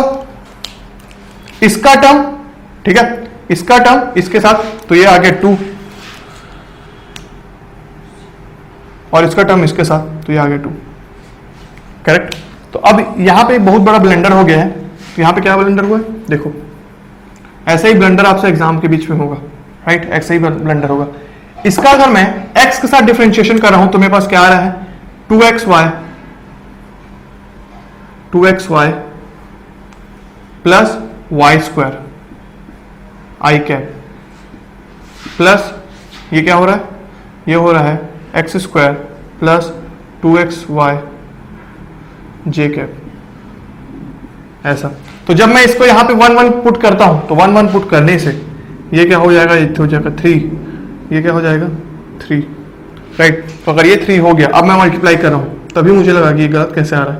राइट, तो ये हो गया 3, ये हो गया 3, तो ये आने वाला है कितना आपका? 3। Directional derivative is equal to 3। तो देखो यहां पे एक बहुत बड़ा सीख लिया है हमने कि यहां पे जब आप डिफरेंशिएशन कर रहे हो तो पूरा डिफरेंशिएट करना। ठीक है, मैं क्या कर दिया था? जल्दी में यहां वाला टर्म को छोड़ दिया था। ठीक है, तो डायरेक्टली 2xy लिखा था, पर यहां पे x वाला टर्म डिफरेंशिएशन बचा था, तो वो क्या होने वाला था कि j को यहां पे हटाओ, ये पूरा हो गया इधर। ठीक है, j हो गया इधर, तो 2xy प्लस y स्क्वायर, ये y इसको डिफरेंशिएट करना बचा था, तो ये जब मैं 1 पुट करूंगा तो 3i बचेगा, यहां पे भी करूंगा तो 3j बचेगा। तो ठीक है, तो डेल एफ आया, a कैप ये आया, और डायरेक्शनल डेरिवेटिव आया 3। तो ये गेट में आया हुआ क्वेश्चन था, तो ये हो गया हमारा सॉल्व। राइट, ये चीज एक था कि यहां पे आपको cos 45 sin 45 है, तो डायरेक्टली आप क्या बोल सकते हो? cos square theta plus sin square theta, magnitude कितना हुआ आपका? हो गया 1। राइट, अब यहां पे चलता हूं मैं फोर्थ क्वेश्चन के ऊपर। यहां पे मैंने आपको पूरा डायरेक्शनल डेरिवेटिव निकाल के दिखा दिया। अब अगर आपका टास्क है कि इस क्वेश्चन को आपको सॉल्व करना है और कमेंट सेक्शन में लिखना है ऑप्शंस कौन सा सही होगा। ठीक है, तो इसमें भी क्या करना है? आपको डायरेक्शनल डेरिवेटिव निकालना है, जिसमें आपको स्केलर पॉइंट फंक्शन गिवन है, स्केलर पॉइंट फंक्शन आपको गिवन है, एट द पॉइंट भी गिवन है कि कौन सा पॉइंट पे निकालना है। यहाँ पे z का टर्म आ गया है, और इन the direction of vector, direction of vector भी दिया हुआ है। ठीक है, तो उसमें वेक्टर भी नहीं निकालना है, इसमें तो हमने वेक्टर निकाला था, पर यहाँ पे आपको वेक्टर भी नहीं निकालना, सब कुछ दिया हुआ है, डायरेक्टली फॉर्मूला में पुट करोगे और सॉल्व करोगे। पर यहाँ पे याद रखेंगे, यहाँ पे क्या होने वाला है? यूनिट वेक्टर से मल्टी डॉट प्रोडक्ट होगा, तो यहाँ पे आपको क्या करना पड़ेगा? पहले इसका यूनिट वेक्टर में कन्वर्ट करना पड़ेगा। ठीक है, तो ये क्या हो जाएगा? 3/5 आई कैप माइनस 4/5 जे कैप, तब जाकर ये यूनिट का वेक्टर बनेगा। और उसके बाद आप फिर लोगे divergence of gradient of scalar point function, और फिर आपका निकलेगा डायरेक्शनल डेरिवेटिव। तो ये हो गया आपका फोर्थ क्वेश्चन। अब हम चलने वाले हैं फिफ्थ और सिक्स्थ क्वेश्चन की ओर। चलिए, तो ये हमारे सामने फिफ्थ और सिक्स्थ क्वेश्चन है। राइट, दोनों ही बहुत ही ज्यादा बेहतरीन क्वेश्चन है और काफी इंटरेस्टिंग क्वेश्चन है। इसको सॉल्व करते हैं। The gradient of a scalar field, scalar field कैसे गिवन है? ये, ठीक है, ये गिवन है हमारे पास 5xy scalar field at point 1, 2 find the vector a along which direction derivative is 0 maximum and minimum. ठीक है, तो यहां पे हमको बात किसका करना है पता है? वेक्टर ए का। वेक्टर ए का बात करना है, ना कि डायरेक्शनल डेरिवेटिव निकालना है। हमें क्या निकालना है? वेक्टर ए निकालना है जहां पे डायरेक्शनल डेरिवेटिव 0 होगा, मैक्सिमम होगा और मिनिमम होगा। ठीक है, फील आ रहा है क्वेश्चन का? समझ में आ रहा है? देखो, स्केलर पॉइंट फंक्शन गिवन है, पॉइंट गिवन है, अब हमें वेक्टर ए निकालना है जहां पर डायरेक्शनल डेरिवेटिव 0 होगा, मैक्सिमम होगा और मिनिमम होगा। राइट, तो स्केलर पॉइंट फंक्शन अगर गिवन है तो सबसे पहला टास्क क्या होना चाहिए? सबसे पहला टास्क क्या होना चाहिए? ग्रेडियंट निकालने का। ठीक है, तो ग्रेडियंट निकाल मैं निकालता हूं del phi। तो मेरे को क्या निकल रहा है? 3x स्क्वायर आई कैप प्लस 2y जे कैप। राइट, तो अगर मैं इस del phi को एट पॉइंट P निकालूं, दैट इज 1, 2 निकाल रहा हूं, तो मेरे को क्या मिल रहा है? 3i plus 4j। ठीक है, ये निकल गया। करेक्ट। अब मुझे पहली बात तो ये डायरेक्शनल डेरिवेटिव क्या होता है? डायरेक्शनल डेरिवेटिव भी लिख देता हूं यहां पे। ठीक है, डायरेक्शनल डेरिवेटिव हो जाता है del phi dot A comma, मतलब कि del phi upon dot product with A vector ए, ये। ठीक है, डॉट प्रोडक्ट होने वाला है। करेक्ट। अब मुझे उस वेक्टर यूनिट वेक्टर ए के बारे में बात करना है। उस यूनिट वेक्टर ए के बारे में बात करना है। अब मुझे बताओ, डॉट प्रोडक्ट है, डॉट प्रोडक्ट है अगर, तो ए और बी का, वेक्टर ए और बी का अगर डॉट प्रोडक्ट है तो वो किसके इक्वल होता है? Magnitude of vector A into magnitude of vector B into cos of angle between them. Right, into cos of angle between them. मतलब कि क्या? अब मिनिमम, मैक्सिमम और जीरो वाला जो खेल आ गया है ना, वो पूरा का पूरा किस पे बेस्ड हो गया? कॉस पे।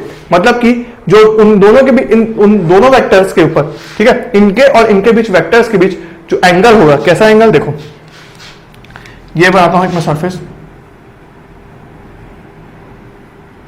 ये हो गया पॉइंट P 1, 2। ठीक है, ये हो गया क्या? उस सरफेस का del phi वेक्टर। ठीक है, ये वेक्टर निकला और यहां पे आ गया वेक्टर ए और ये आ गया थीटा। ठीक है, अब समझ में आ रहा है खेल कि अब मेरे पास आ गया del phi, that is normal vector आ गया है, नॉर्मल वेक्टर आ गया है। ठीक है, ग्रेडियंट निकालने के बाद नॉर्मल वेक्टर आ गया है और एक वेक्टर दिया हुआ ए। अब मुझे बताना है कि डायरेक्शनल डेरिवेटिव मिनिमम, मैक्सिमम और जीरो कब होगा, और मुझे बात करना है, निकालना क्या है? वेक्टर ए को, और वेक्टर ए क्या होगा? यूनिट वेक्टर होगा। ठीक है, यूनिट वेक्टर होगा। तो जीरो कब होगा? जीरो कब होगा? जब डॉट प्रोडक्ट जीरो होगा। डायरेक्शनल डेरिवेटिव जीरो तब होगा जब डॉट प्रोडक्ट जीरो होगा। राइट, डायरेक्शनल डेरिवेटिव जीरो तब होगा जब डॉट प्रोडक्ट जीरो होगा। डॉट प्रोडक्ट जीरो कब होगा? जब वेक्टर्स क्या होते हैं? परपेंडिकुलर वेक्टर्स होते हैं, या फिर क्या बोलूं मैं, ऑर्थोगोनल वेक्टर्स होते हैं। और ऑर्थोगोनल वेक्टर्स कब होंगे? जब उन दोनों के बीच का एंगल क्या होगा? 90 डिग्रीज होगा। 90 डिग्रीज होगा। अब अगर 90 डिग्रीज होगा, पहला ऑप्शन, ठीक है, पहला ऑप्शन की बात कर रहा हूं, zero, directional derivative to be zero की बात कर रहा हूं। ये है ए आई प्लस बीजे। आप कॉपी पलटा के देखो, ऑर्थोगोनल वेक्टर्स में मैं बताया था कि अगर two vectors are said to be orthogonal if their angle between them is 90 degrees. और मैंने ये बोला था कि अगर एक वेक्टर है ए आई प्लस बीजे, तो दूसरा वेक्टर परपेंडिकुलर वेक्टर क्या होगा? बी आई माइनस ए जे। ठीक है, तो अगर ये ए आई प्लस बीजे है तो वेक्टर ए क्या होने वाला है? परपेंडिकुलर वेक्टर, ताकि थीटा, देखो थीटा क्या होना चाहिए? 90 डिग्रीज, थीटा होना चाहिए 90 डिग्रीज। तो यहां पे क्या आ रहा है? डायरेक्शनल डेरिवेटिव हो जा रहा है जीरो, डायरेक्शनल डेरिवेटिव हो जा रहा है जीरो। और क्या बोल रहा हूं मैं? ये बोल रहा हूं कि अगर del phi है, gradient of phi is this much, तो ए वेक्टर ए क्या होगा, ताकि डायरेक्शनल डेरिवेटिव जीरो हो, वो क्या होगा? 4i minus 3j, 4i minus 3j। कैसे किया मैंने? ए आई प्लस बीजे, और ये वेक्टर बी जो परपेंडिकुलर वेक्टर होगा क्या होगा? बी आई माइनस ए जे। ठीक है, अब पर मुझे निकालना क्या है? यूनिट वेक्टर निकालना है। तो यूनिट वेक्टर की बात करना हो तो यूनिट वेक्टर क्या होगा? 4 square plus 3 square whole under root, तो कितना आएगा? 5। ठीक है, तो यूनिट वेक्टर क्या आने वाला है? 4/5 i माइनस 3/5 जे कैप। ठीक है, तो ये क्या हुआ? For directional derivative to be zero, A cap must be 4/5 i cap minus 3/5 j cap, ठीक है। तब ये होगा, तो मतलब अगर मैं ड्रॉ करूं यहां पे तो ये होगा, तब ऐसा ये आ रहा है वेक्टर, तब बन रहा है 90 डिग्री, ठीक है। अगर ए कैप जो है यहां पे आ रहा है, ठीक है, तब ये वाला केस सेटिस्फाई हो रहा है, ठीक है, उस क्वेश्चन के लिए। अब सर ऐसे ही अब जल्दी जल्दी बता दो कि अगर मैक्सिमम की बात हो रही है, डायरेक्शनल डेरिवेटिव मैक्सिमम कब होगा, जब डॉट प्रोडक्ट होगा मैक्सिमम। डॉट प्रोडक्ट को मैक्सिमम होने के लिए क्या होगा, डॉट प्रोडक्ट को मैक्सिमम होने के लिए, डॉट प्रोडक्ट को मैक्सिमम होने के लिए angle between those vector should be zero होगा ना। कॉस थीटा मैक्सिमम कब होगा, जब थीटा होगा जीरो, मतलब कि कॉस जीरो इज 1, ठीक है, तो मैक्सिमम वैल्यू कॉस की 1 हो सकती है। तो angle should between them must be zero, मतलब कि अगर वेक्टर ए जो है ये इस डायरेक्शन में है, मतलब in the direction of normal to the surface, मतलब कि अगर स्केलर पॉइंट फंक्शन है, उस स्केलर पॉइंट फंक्शन का नॉर्मल वेक्टर क्या है, डेल फाई है। अगर जिस डायरेक्शन में मेरे को डायरेक्शनल डेरिवेटिव निकालना है वो भी in the direction of gradient phi है, तो मुझे क्या मिलने वाला है, मैक्सिमम डायरेक्शनल डेरिवेटिव मिलने वाला है। तो यहां पे की पॉइंट क्या है मेरे पास, कि अगर मुझे मैक्सिमम डायरेक्शनल डेरिवेटिव चाहिए, so then the vector A must be in the direction of gradient phi और नॉर्मल वेक्टर, ठीक है, और नॉर्मल वेक्टर। डायरेक्ट इसको कैसे बोल सकता हूं मैं, directional derivative should be maximum, और क्या बोल सकता हूं, for maximum rate of change, for maximum rate of change, क्योंकि आपको पता है कि डायरेक्शनल डेरिवेटिव से हमको मैक्सिमम रेट ऑफ चेंज भी मिलता है, ठीक है। तो for maximum rate of change आप क्या बोलेंगे कि जो वेक्टर ए होता है वो इन the direction of normal vector होगा सरफेस का, तब हमारा जो रेट ऑफ चेंज मैक्सिमम होगा, और क्या बोल सकता हूं, डायरेक्शनल डेरिवेटिव मैक्सिमम होगा। तो for cos product to be zero, theta must be कितना, थीटा मस्ट बी जीरो, और डायरेक्शनल डेरिवेटिव इज मैक्स, तो उस केस में आपका डेल फाई क्या होगा, सॉरी डेल फाई तो गिवन है अपने को, तो वेक्टर ए क्या होगा, वेक्टर ए होगा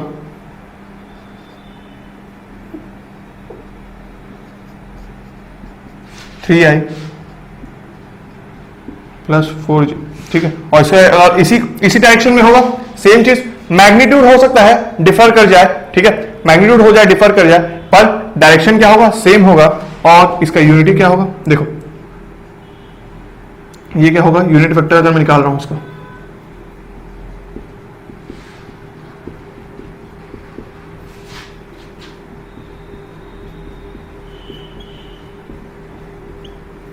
ये तो ये आ गया मेरे पास, for maximum directional derivative A cap should be this. क्यों, क्योंकि देखो अगर मैं कुछ और भी करता तो हो सकता है कि यहाँ पे डायरेक्शन में चेंजेस आ जाते, क्योंकि मैग्नीट्यूड भले चेंज हो जाएगा, पर मेरे को ओवरऑल डायरेक्शन चाहिए सेम, और ओवरऑल डायरेक्शन इसका क्या होने वाला है, इसका होने वाला है यही, ठीक है, इसका डायरेक्शन यही होने वाला है, 3/5 आई कैप प्लस 4/5 जे कैप, यही डायरेक्शन होने वाला है, और उसी डायरेक्शन में मेरे को चाहिए यूनिट वेक्टर, तो यूनिट वेक्टर भी क्या होगा, ये, ठीक है। अब सी पॉइंट के बारे में बात करते हैं, मिनिमम के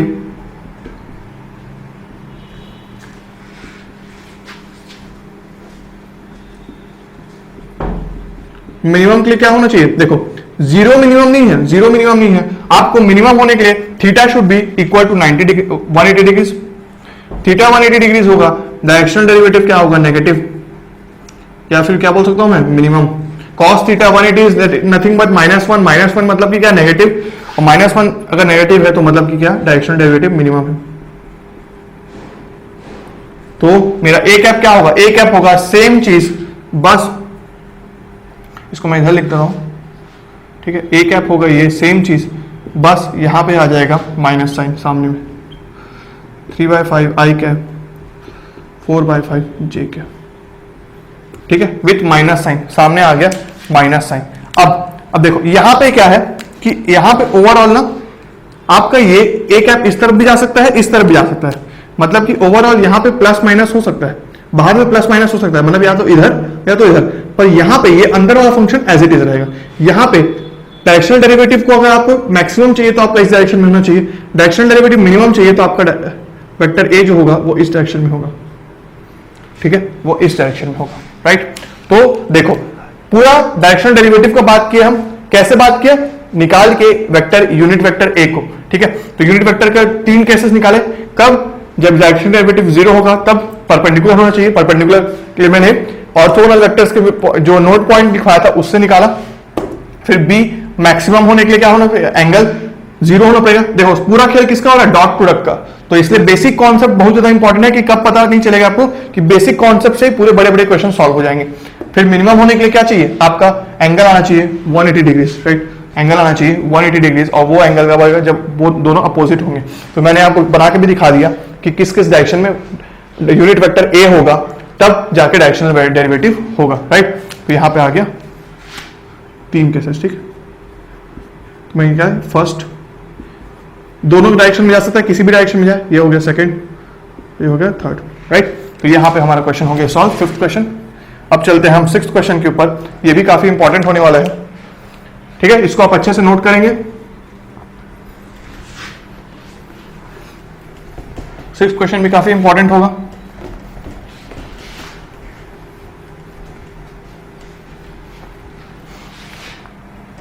इस डाइवर्जेंस, कर्ल, ग्रेडियंट और ये सबसे काफी क्वेश्चंस आते हैं, पता है, डायरेक्शनल डेरिवेटिव से। हर ब्रांच में आपको एक ना एक क्वेश्चन ऐसा दिखेगा ही, राइट। तो ये आपको बहुत अच्छे से पता होना चाहिए।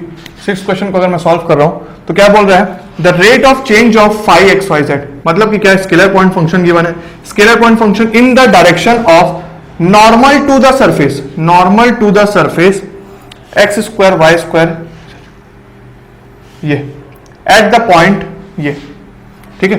क्वेश्चन को पढ़ना भी एक आर्ट है, ठीक है, पढ़ना भी आर्ट है। ये सब चीज आप एग्जाम में भी ऐसी ही इंपॉर्टेंट चीज को मार्क करेंगे, राइट, इन द डायरेक्शन। देखो ये है फाई एक्स वाई जेड, ठीक है। अगर ये एक सरफेस है,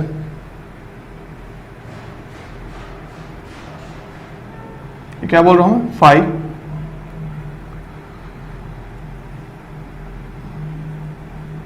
एक्स वाई जेड। अब दूसरा सरफेस क्या बोल रहा है, ये, ठीक है। दूसरा सरफेस अगर मैं बना रहा हूं,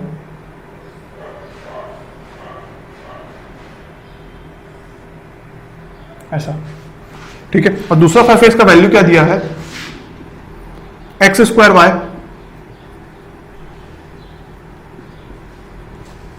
plus Y square X plus Y square Y Z square is equal to 3, ठीक है। ये सरफेस दिया है। अब अगर मैं इस सरफेस का, पहले वाले सरफेस का ग्रेडियंट निकालूं तो मुझे उस सरफेस का क्या मिलेगा, नॉर्मल वेक्टर मिलेगा, ठीक है। उस सरफेस का नॉर्मल वेक्टर मिलेगा, ठीक है। और किस पॉइंट पे निकालूंगा, पॉइंट 1 1 पे निकाल रहा हूं, पॉइंट 1 1 पे निकालता हूं। तो इस वेक्टर का, उस सरफेस का नॉर्मल वेक्टर मिलेगा मुझे डेल फाई निकालने से, मतलब कि ग्रेडियंट फाई निकालने के बाद, राइट। क्वेश्चन क्या है वो फ्रेम करना चाह रहा हूं, ठीक है, समझना चाह रहा हूं, ठीक है। अब मुझे क्या बोल रहा है, डायरेक्शनल डेरिवेटिव निकालो, maximum rate of change. Rate of change मतलब कि क्या, डायरेक्शनल डेरिवेटिव की बात हो रही है यहाँ पे, ठीक है। देखो ऐसे भी क्वेश्चन आते हैं, रेट ऑफ चेंज मतलब कि क्या, डायरेक्शनल डेरिवेटिव का बात हो रहा है यहाँ पे। रेट ऑफ चेंज मतलब कि डायरेक्शनल डेरिवेटिव का बात हो रहा है। और अगर in the direction of the normal to the surface, अब इस सरफेस का नॉर्मल क्या होगा, इस सरफेस का नॉर्मल अगर मान लो ये हो रहा है, ये हो रहा है नॉर्मल, तो वो क्या होगा, वो होगा डेल एफ, ठीक है। उसको मैं रिप्रेजेंट किया डेल एफ से, तो ये हो गया नॉर्मल। अब मुझे क्या बोल रहा है, इन लोगों के बीच अगर एंगल थीटा है तो इसका प्रोजेक्शन इन दिस डायरेक्शन, ठीक है, इसका projection in this direction will give me the directional derivative of this function, ठीक है, ऑफ दिस फंक्शन, राइट। तो मैं क्या करने वाला हूं, डेल फाई निकालूंगा पहले। डेल फाई क्या होने वाला है, देखो X Y Z in Y cap, तो ये क्या है, X I Y Z I cap plus X Z J cap, ठीक है, plus Y X K cap, right. तो ये क्या आ गया, del phi at 1, 1, 1 will give me I cap J cap plus K cap, right. ये आ गया, करेक्ट। अब ये हो गया। अब मुझे क्या निकालना है, नॉर्मल निकालना है उस सरफेस का, मतलब कि नॉर्मल वेक्टर कैसे निकालूंगा, फिर से अगेन ग्रेडियंट लूंगा इस सरफेस का भी, ठीक है। तो नॉर्मल यहां से हम क्या सीख रहे हैं, कभी भी नॉर्मल निकालना हो तो हम कैसे निकालेंगे, ऐसे निकालेंगे ग्रेडियंट लेके बस। तो ये क्या आने वाला है, इसमें अगर डिफरेंशिएट कर रहा हूं, अगर मैं इसको x से, ठीक है, फर्स्ट वाले टर्म को x से कर रहा हूं तो मेरे पास आ रहा है 2xy देखो पिछले क्वेश्चन में हमने गलती किया था पूरा फंक्शन को नहीं लेके, तो इसमें आप वो गलती नहीं करेंगे, तो यहां पे आ जाएगा y स्क्वायर आई कैप, ठीक है, plus again x square plus 2yx plus Z square, ठीक है, प्लस और ये क्या हो गया जे कैप, और प्लस के कैप होने वाला है क्या, के कैप आएगा 2yz,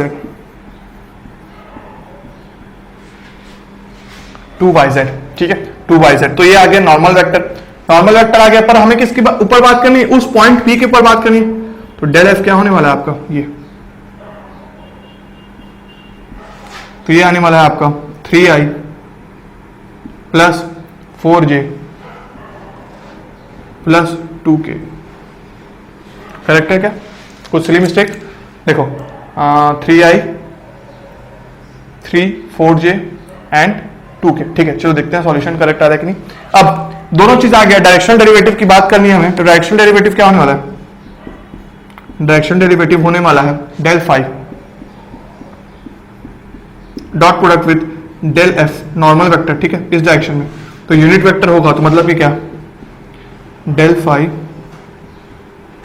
dot del F vector upon del F का मैग्नीट्यूड, राइट, ये होगा करेक्ट, वही होने वाला है। तो इसको सॉल्व करते हैं, देखो, तो अगर मैं इसका मैग्नीट्यूड ले रहा हूं और सॉल्व कर रहा हूं तो क्या आ रहा है मेरे पास, देखो मैग्नीट्यूड ले रहा हूं तो under root 3 square plus 4 square plus 2 square which is nothing but 9 plus 16 25 plus 4 that is equal to 29 under root 29, correct.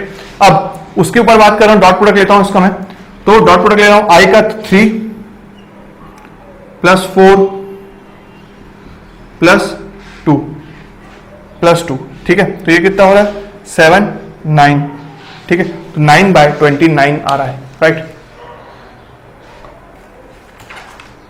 Correct, तो ये तो मेरे को सही लग रहा है, राइट, तो ये हुआ।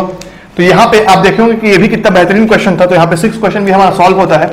यहां पे भी आपको क्या बोला था, इसमें आपको नॉर्मल वेक्टर नहीं दिया था, आपको एक वेक्टर किस डायरेक्शन में निकालना है वो बता दिया था, वो डायरेक्शन क्या था, दूसरे सरफेस का नॉर्मल वेक्टर का डायरेक्शन, ठीक है, तो यहां पे आपको 2 बार ग्रेडियंट निकालने बोला, फिर डायरेक्शन डेरिवेटिव बोला, और डायरेक्शनल डेरिवेटिव भी डायरेक्टली नहीं बोला, वो बोला कि रेट ऑफ चेंज बताओ मुझे। तो ऐसे भी क्वेश्चन फ्रेम होते हैं, और आपको अपना कॉन्सेप्चुअली बहुत स्ट्रांग होना पड़ेगा।